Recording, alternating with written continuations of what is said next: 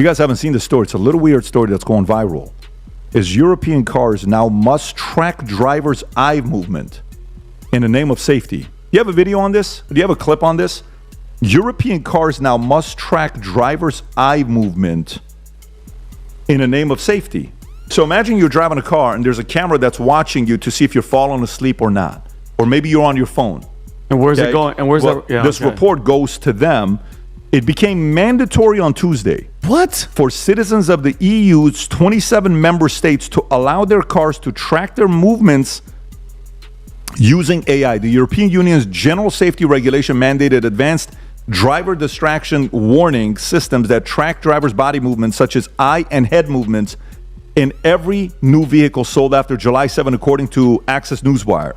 This is a driver support system. Martin Krantz, CEO and founder of Swedish AI company Smart, I told the Daily Caller News Foundation in an interview, it's a life-saving technology. It really helps to prevent accidents. It's probably going to be just like with the seatbelt and the airbag. Smart Eye is one of the leading suppliers of eye tracking and driver monitoring AI that is compliant and with ADW systems. This tracking has quite a high accuracy. So if you sit in your car and you're driving your car and the speedometer, and then you look at the speedometer, then what happens is that tracking realizes that this is the speedometer that you're looking at. And then you're allowed to take your eyes away from the road for a certain time period. Let's say, for example, 2 seconds.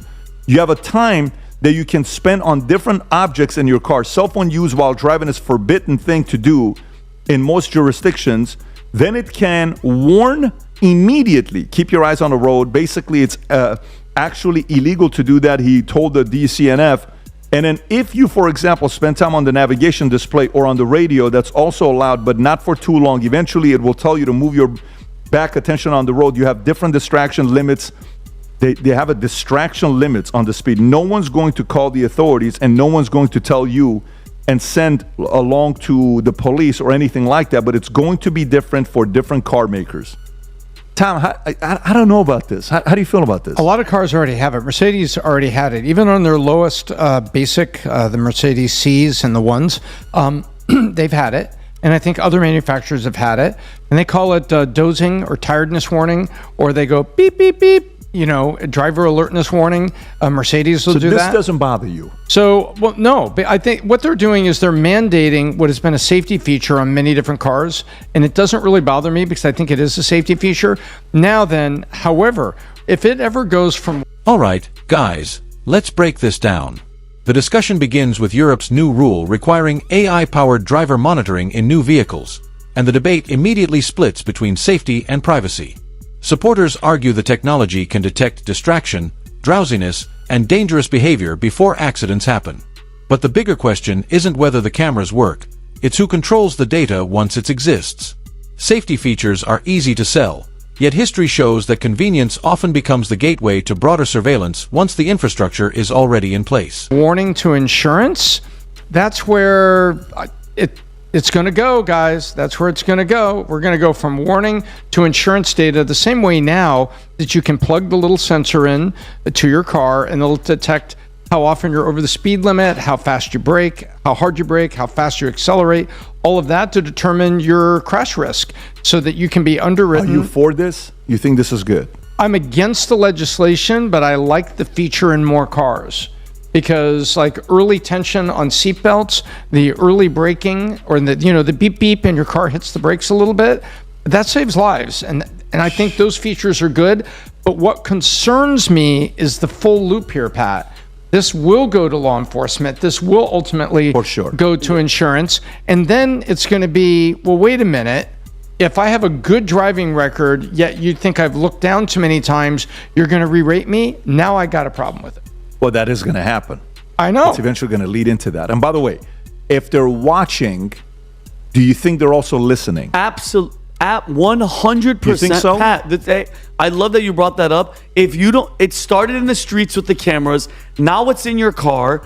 And where are they sending that? Tom, you made a great point. They're sharing it with all their government agencies to find out who you are. I get the same, but that's how they sell you. They sell you with safety. It's in the street. It's in your car. Or the children. Next thing it's in your house. It's over here. And next thing you know, it's going to be China. China, you walk around, Pat, and if your face and They'll grab your face and they'll charge you for a ticket, and they're having so many freaking problems over there because it's surveillance state to the T. I don't like it because you don't know who the hell's taking this information and what they're doing it. Going back to your point, the airport, Tom, you know that face scan? You could deny that. That's not mandatory. Every single time I go to the airport and they ask for that thing, I go, I don't want that. They go, oh, okay, then go around. You're willingly giving them this data every time. So when it comes to this, no, Pat. This is just another way we're like, no.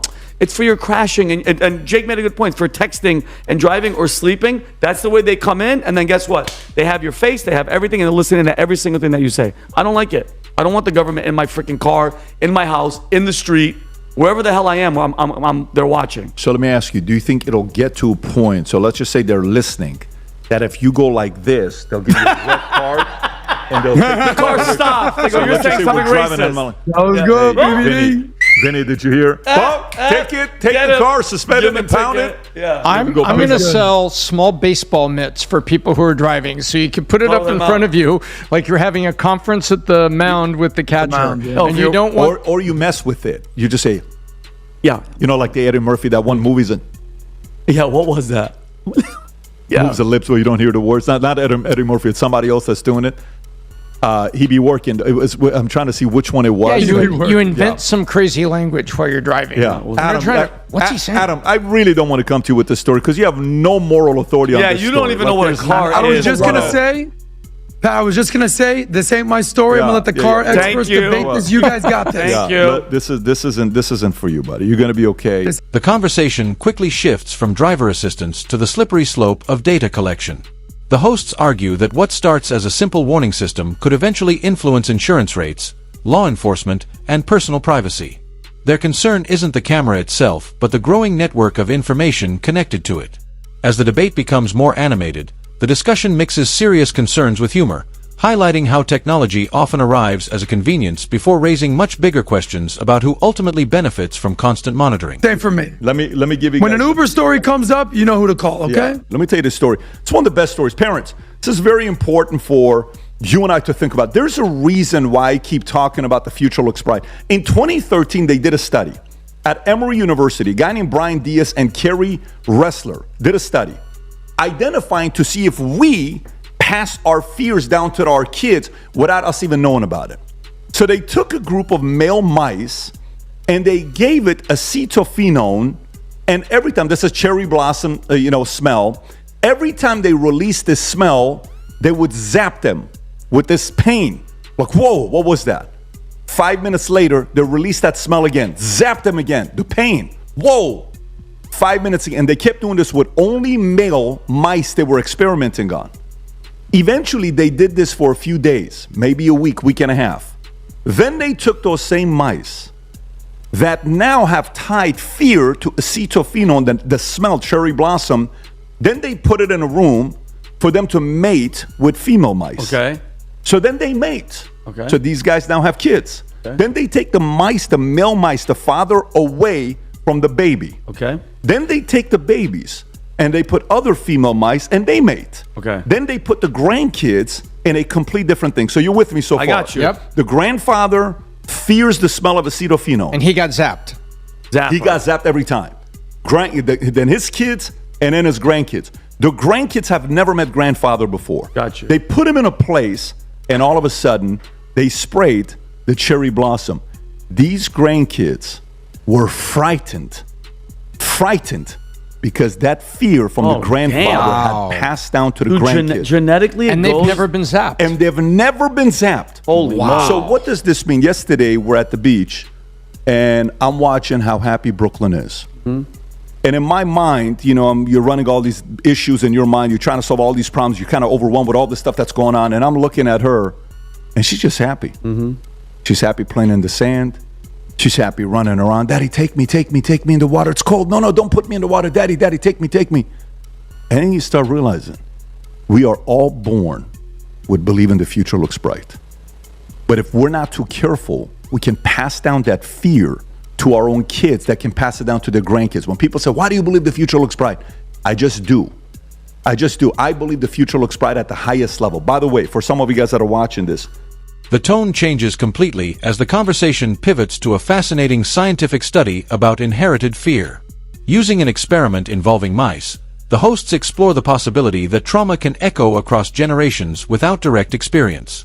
That idea leads into a broader reflection on parenting, optimism, and the responsibility adults carry when shaping the mindset of their children. Instead of ending on fear, the discussion lands on a hopeful message. Attitudes are contagious, and choosing optimism may be just as influential as passing down anxiety. The final segment transitions into promoting the newly released Future Looks Bright merchandise while tying it back to the optimistic message that closed the previous discussion. Rather than simply selling a product, the hosts frame the hat as a symbol of a mindset they want more people to adopt. It's a marketing pitch built around identity rather than merchandise, encouraging viewers to carry that message into everyday life before wrapping up the episode. Make sure to like the video, subscribe to the channel, and we'll see you in the next one.